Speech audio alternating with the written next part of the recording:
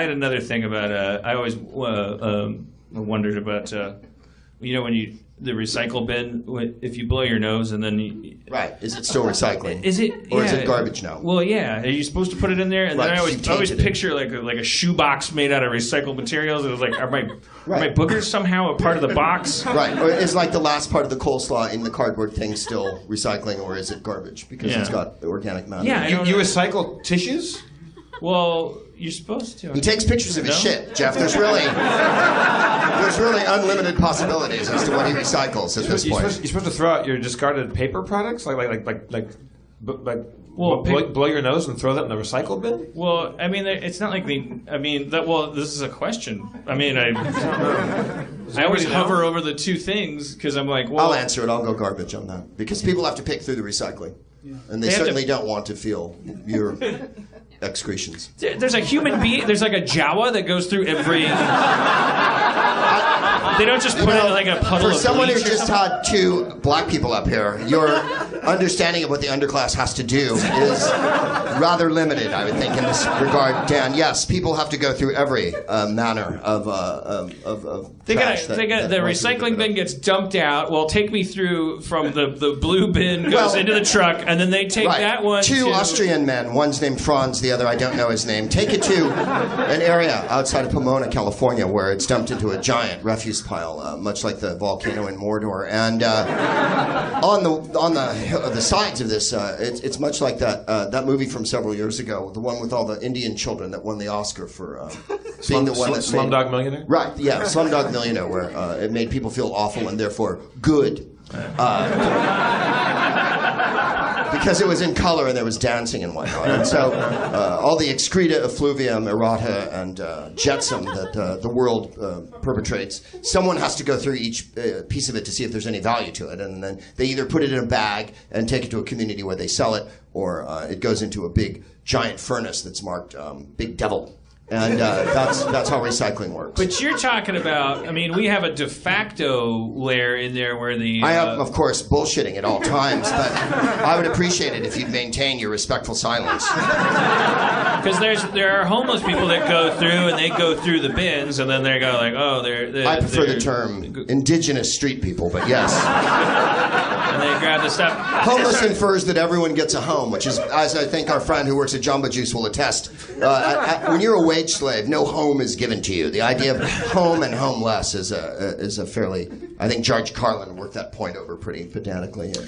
Don't you think, like I still honestly, like all the shit that goes in the paper bin, like I don't picture one human being going like, this paper's got chocolate on it. It's a crew of people. You can't, I don't know the ruling on this, but you can't blow your nose and recycle that. That just seems Thank you. That's no. That's a no. At the very least, it's impolite. Well, does that? But that imply. But then you put your cardboard pizza box in there, right? It's got cheese all over it. Yeah, but think about it. You don't. You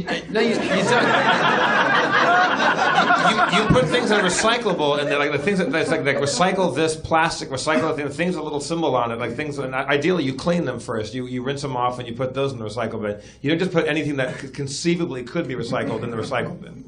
Well, I'm sure I'm not the person to be letting you in on this, but we have gone recycle crazy to the point where there's often no actual refuse container in like offices and stuff. There's like in the writer's bungalow at work, there is no non-recycling. There's like 4 giant cardboard boxes that all have the recycling symbol on it. Is one for like compost or something like that? Because like there's just 4 big giant fucking boxes that all have that symbol on it.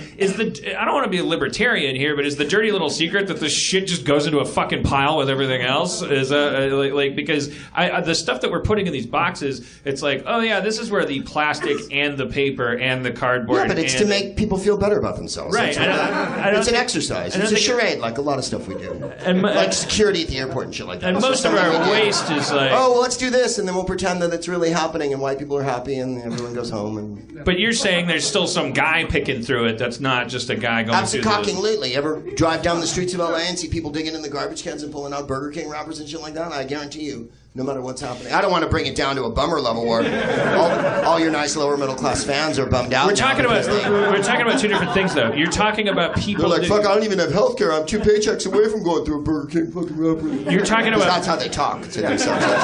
Everyone's internal monologue in this room is kind of like this. You're talking about. I'm from Daytona. I don't know why everything's like this. I understand that there's people that go through the garbage cans that then take stuff to the recycling center. That the stuff that I understand there's people that go through my garbage that are like scavengers from Sector 7. I get that.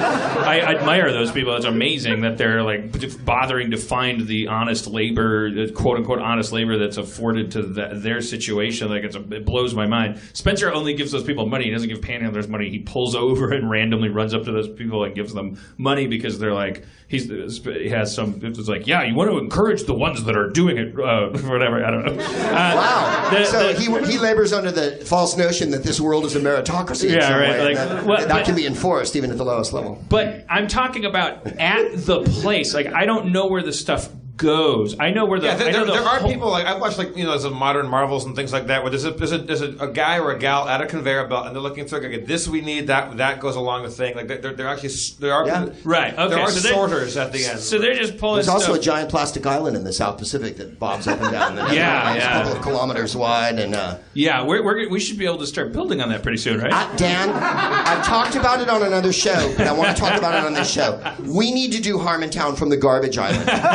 It's out in the South Pacific. I don't know how we get there. I think you fly. There's no birds or fish anymore. But at a certain point in the South Pacific, when you get out there, there's a giant bunch of birds and fish because the garbage is there. And you're like, it's an ecosystem.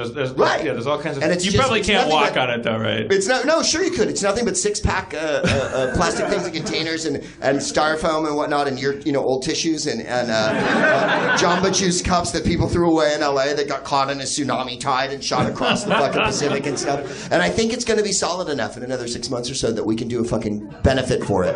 What if that ends up being like the new world? What if that is Hawaii like was 3 million years ago, or whatever, or Iceland. Now the garbage island is the new paradigm, and we all. It's like where all the intelligentsia live. Oh yeah, they form a perfect government. Right. I'm going to move there like Arthur Clarke moved to Ceylon, and I'm going to write my next novel there. And by that time there'll be mammals and monkeys and whatnot living on the garbage island as well, and fauna and flora, and there'll be palm trees growing out of nowhere and whatnot. Nature finds a way.